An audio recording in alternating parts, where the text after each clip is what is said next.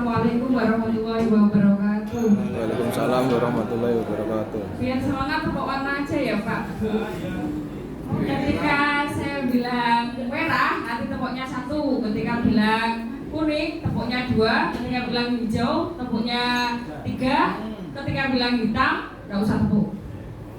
Biar semangat. Merah 1, kuning 2, hitam nggak usah, hijau 3, ya.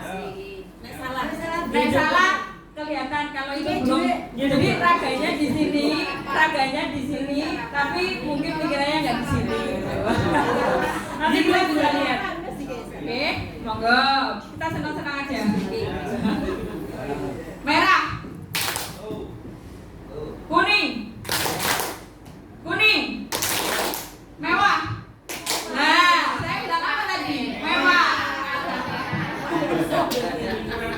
Nah, kelihatan ya Bapak Ibu, ternyata raganya di sini, tapi pikirannya nggak di sini. Mana-mana pikirannya ini. Kita coba lagi. Nah, biar kita bersenang-senang aja Pak di sini. Kita mulai lagi. Merah, kuning. Kalau kita diam aja berarti ya kita nggak di sini. Jiwa dan raga kita nggak di sini. Nah, karena berarti namanya apa Pak? Pecundang, nggak berani melangkah, gitu ya.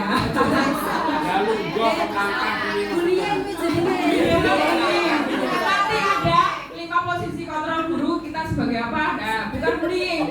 Jadi kalau guru sebagai apa nanti nggak selalu diartikan sebagai bullying, gitu. Kita mulai lagi, nggih. Oke, nah kita senang-senang aja Bapak Ibu. Merah, kuning, hijau,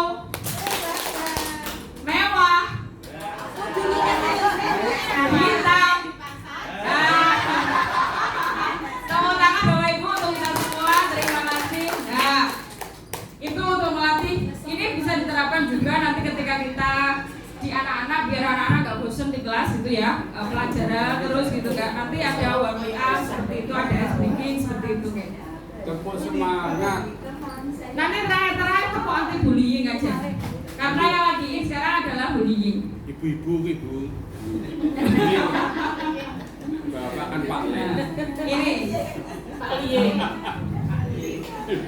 Tadi Pak Rudi sudah menerangkan panjang lebar tentang teori-teorinya. Untuk selanjutnya ini tentang posisi kita sebagai guru. Ada 5 posisi kontrol sebagai guru.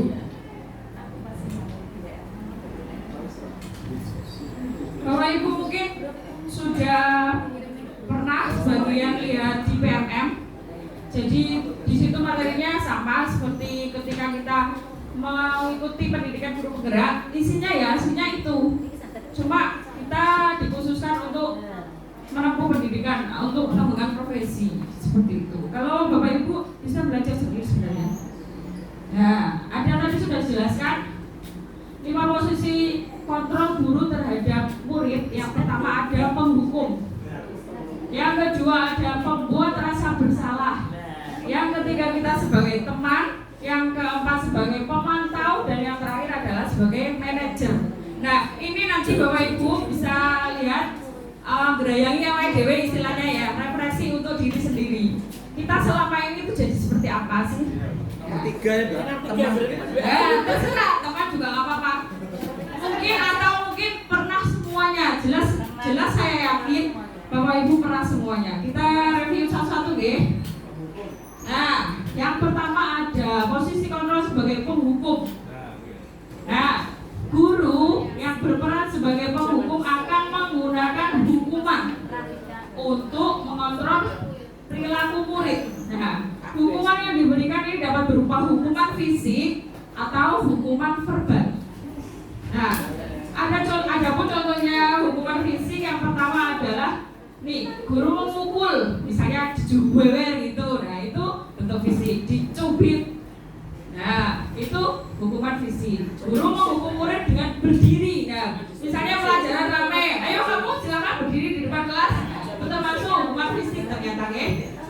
Nah, tidak mengerjakan tugas, misalnya seperti itu. Guru memberi nilai buruk itu juga termasuk hukuman kepada murid yang tidak mengikuti ulangan seperti itu. Pukul 8. Ya, itu oke. Misalnya terlambat juga, kamu terlambat silakan lari keliling lapangan 2 kali, misalnya itu juga hukum. Nah, yang kedua adalah membuat rasa bersalah.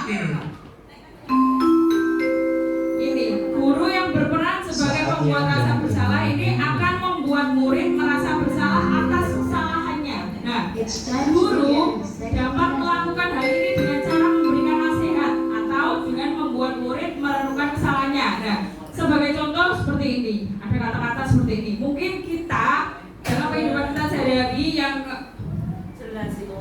ya, yang langsung berhadapan dengan murid, biasanya guru berkata pada murid yang tidak mengerjakan tugas. Yang paling sering ini adalah, apakah kamu tahu bahwa kamu itu telah mengecewakan orang tuamu? Apakah kamu tahu ibu tuh merasa kecewa sama kamu? Nah, itu adalah membuat rasa bersalah. Salah satu contohnya seperti itu.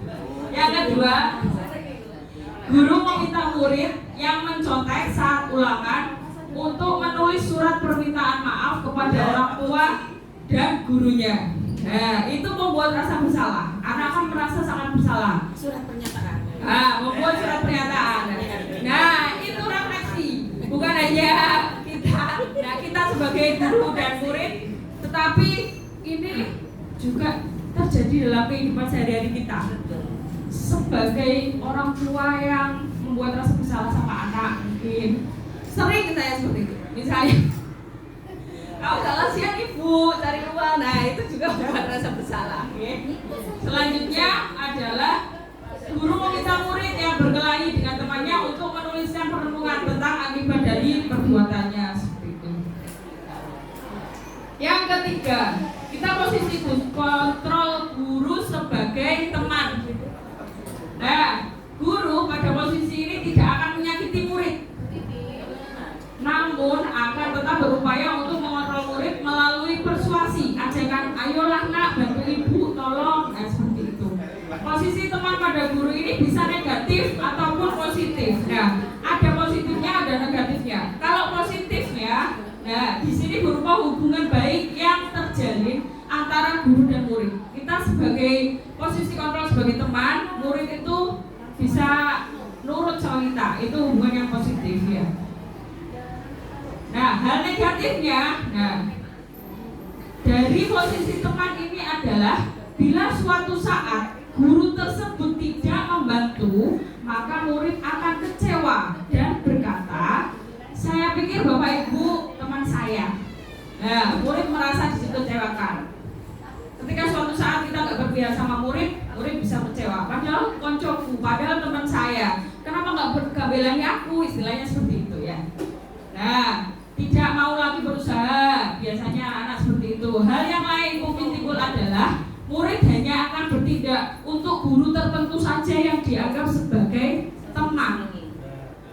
Nah, dan tidak untuk guru lainnya. Juga bisa terjadi murid itu akan tergantung pada guru tersebut.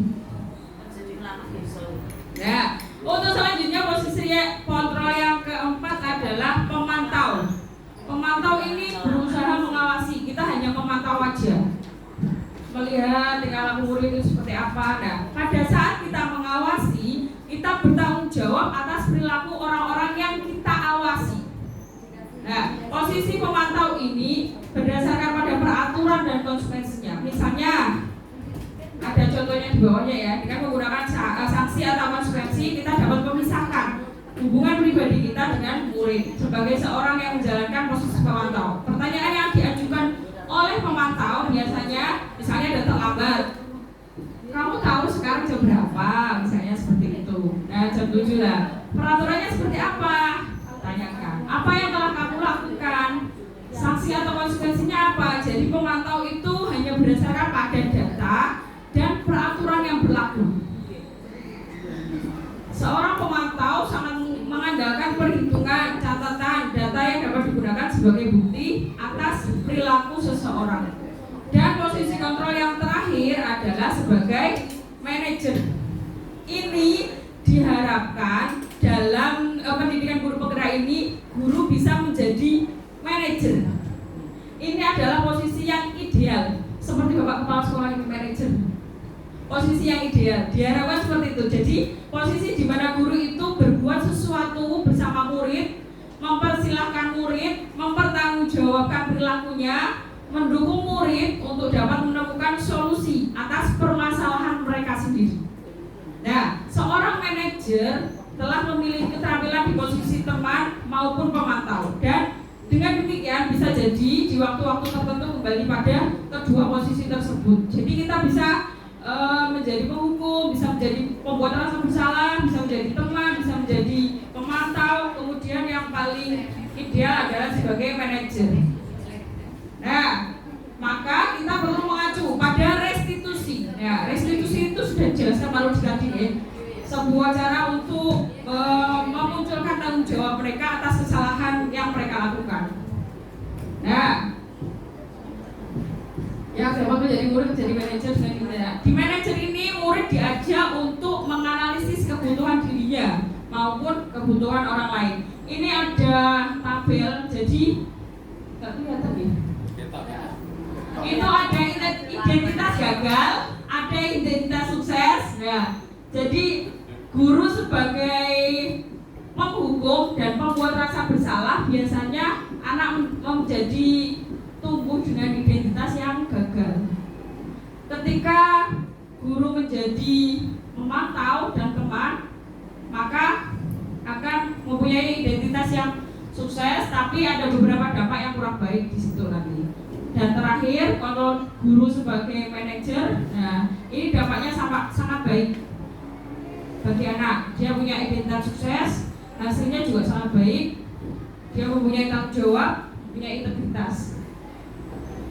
Untuk selanjutnya materinya adalah segitiga restitusi. Yang terakhir ini ya Bapak Ibu. Jadi ketika ada masalah segitiga restitusi ini kita harus main. Kita mampu untuk menerapkan dalam kehidupan kita sehari-hari. Misalnya ketika ada kasus gitu, kita pakainya menggunakan solusinya segitiga restitusi. Ada 3 langkah. Nah, segitiga restitusi ini merupakan strategi yang dapat dilakukan sebagai proses menciptakan kondisi menuntun murid untuk memperbaiki kesalahan-kesalahan yang mereka lakukan. Nah, ada nanti langkah-langkahnya. Yang pertama adalah menstabilkan identitas. Nah, ketika seseorang dalam kondisi emosional, maka otak itu tidak mampu untuk berpikir secara rasional. Nah, saat inilah kita menstabilkan identitas anak. Contoh kalimatnya adalah berbuat salah itu tidak apa-apa nak. Ibu juga pernah berbuat kesalahan. Berbuat salah itu adalah hal yang manusiawi. Nah, seperti itu. Saya juga pernah melakukan kesalahan. Kita bisa menyelesaikan ini bersama-sama. Jadi anak merasa lebih dimanusiakan. Ini menggunakan pendekatan humanis ya. Jadi, yo nak, gak apa-apa dalu kete. Nah, aku yo tahu salah. Waduh, be awakmu misalnya seperti itu. Jadi kita menstabilkan identitas anak.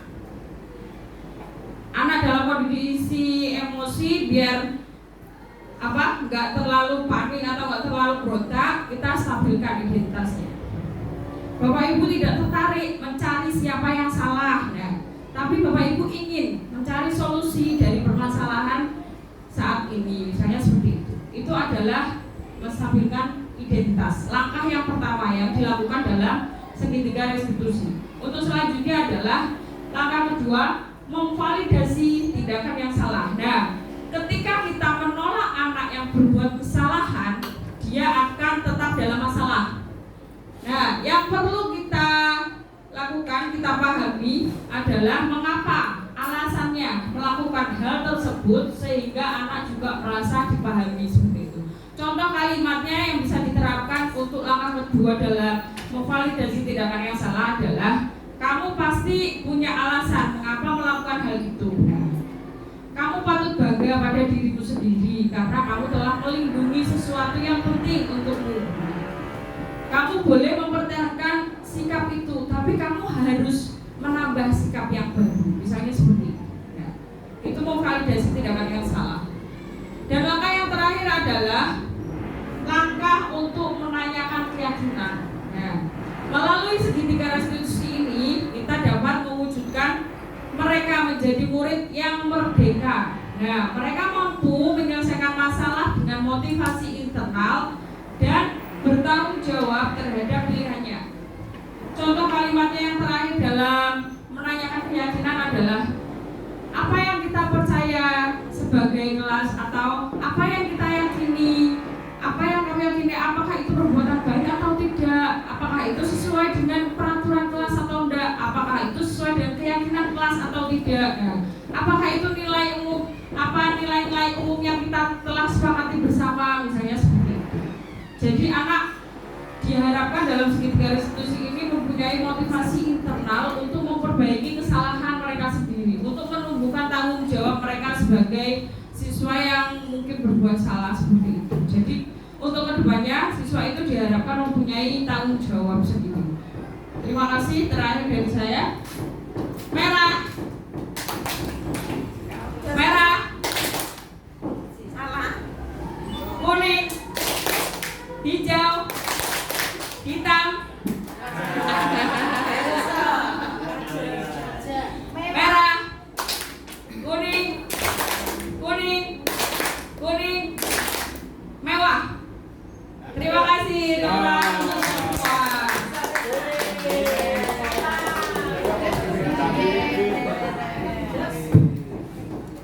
Luar biasa.